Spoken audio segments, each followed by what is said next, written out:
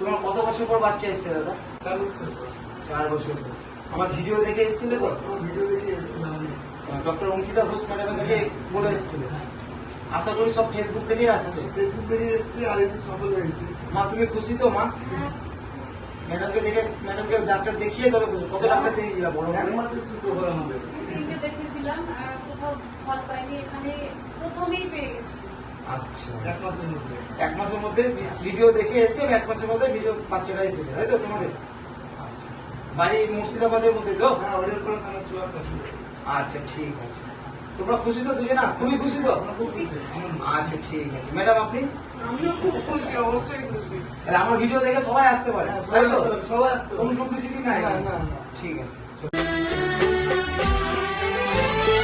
मिल ही गई वो खुशी थी जो हमारे भाग की।